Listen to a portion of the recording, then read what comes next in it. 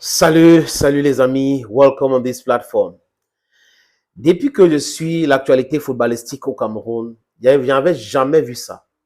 Que c'est le ministre de Sport qui organise une réunion préparatoire pour des matchs de football. Jamais.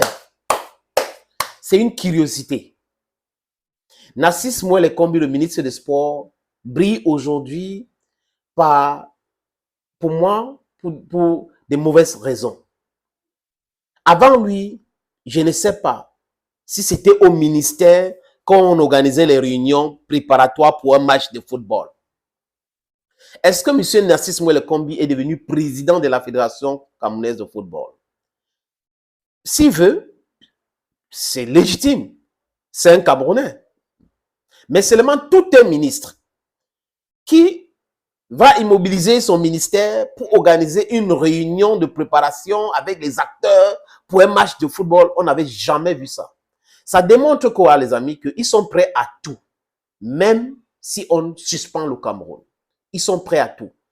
Certaines personnes sont en train de perdre leurs privilèges et ces personnes considèrent le Cameroun comme un gâteau et leur propriété privée pour certains. Donc, si ce n'est pas moi, on gâte tout. Et la clarté, ce n'est pas dans leur ADN. Ils ont toujours considéré le Cameroun comme ça. Et malheureusement, vous avez des gens qui les réconfortent dans leur position parce qu'en mal de l'autorité, en mal de ceci, il y a beaucoup de raisons. Des gens qui sont des affamés, les amis. Oui, je parle des affamés intellectuels. Être affamé, ce n'est pas mauvais non plus. Mais quand on utilise son cerveau pour des buts personnels et pour tuer l'intérêt général, ça devient très dangereux. La réunion s'est tenue il y a quelques heures au ministère des Sports et de l'Éducation physique. On a vu les papiers, on a mis devant un coordonnateur, ceci là, pour affirmer quoi que ce soit, donc c'est devant les médias. Mais seulement, est-ce que le ministre donc va donner les accréditations à tous ceux gars qu'il a nommés? Voilà la question. Est-ce que le ministre va les donner l'accréditation? Est-ce que c'est le ministère qui demande l'accréditation? Est-ce que c'est le ministère qui convoque les joueurs? Voilà la question. Aucun club, écoutez très bien, les amis, ce n'est pas le lesbrouf que les gens font sur les RS là avec le ministère, les autres et tout cela. Les gens qui sont dans le RDBC mélangés avec certaines parties de l'opposition qui soutiennent le faux, d'autres ne soutiennent pas. Parce qu'il faut dire que même au sein de ces partis obèses, qui est le RDPC, il y a des gens qui ne sont pas d'accord avec cet état de choses. Mais même au sein de l'opposition, il y a une minorité qui ne sont pas d'accord, mais la majorité déteste Eto'o juste parce que Eto'o avait soutenu la candidature de Paul Biya en 2018. Mais en réalité, il n'y a pas une personnalité plus aimée au Cameroun que Samuel Eto'o. Ça n'existe pas. Ça n'existe pas s'ils n'ont prononcé le nom. Ça n'existe pas. À longueur de journée, depuis qu'il a commencé sa carrière, si on ne parlait pas d'Eto'o, à un moment donné, c'était Eto'o, Paul Biya, Eto'o, Paul Biya. Après, c'est Maurice Kamto. Donc, c'est Paul Biya, Frondi. Après Paul Biya, Frondi, c'est Paul Biya, Eto'o. Maurice Kamto est devenu est entré en politique officiellement en 2012. C'est devenu Maurice Kamto, Paul Biya. Après, maintenant, c'est Maurice Kamto, Paul Biya, Eto'o. Et maintenant, c'est passé à Eto'o. C'est comme ça. C'est une réalité. Les amis, on va suivre cette actualité. Le ministre a organisé, il a pris la parole, et il a dit le seul staff, on prépare le match. Mais quand il a fini de faire tout ce qu'il a fait au ministère, on attend donc la conférence de presse jeudi. Donc, aujourd'hui, là, je crois que c'est demain, voilà, demain. On attend la conférence de presse jeudi, demain, de Tungu Pile. Ça va aller très vite. Et la FIFA reconnaît une seule personne morale au Cameroun, la Fédération camerounaise de football. Ce n'est pas le ministère. Quand il a organisé la réunion là, qui met sur les plateformes de la Fédération, les Lions Indomptables, qui met sur les plateformes de la FIFA? Non, ce sont des journalistes politiques et politisés, de façon bias, qui vont publier cela.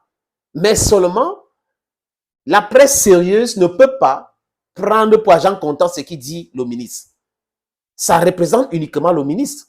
C'est politique ça, ce n'est pas le sport. Je répète, c'est politique. Et vous avez vu comment la fédération a agi, les amis? La fédération a envoyé des représentants.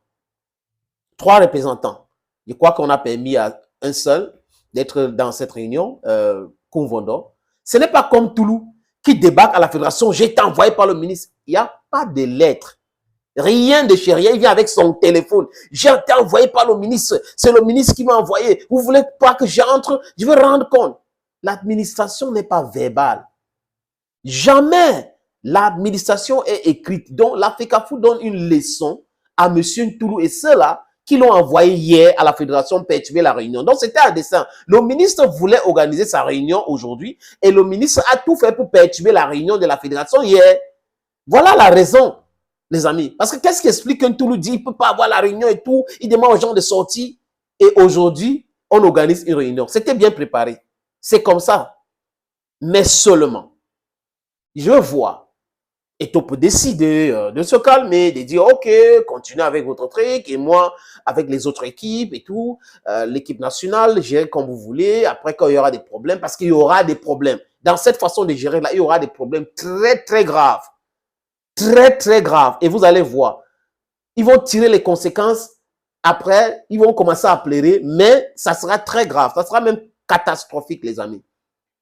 Et là, voilà, continue. Maintenant, en termes d'accréditation, allez consulter le site de la FIFA pour voir comment ça se passe.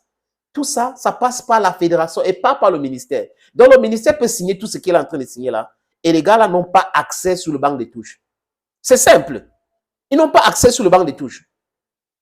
Ils vont voir comment ça se gère cette histoire. Après, les gens disent, l'État doit cesser, l'État doit... Vous pensez que quoi?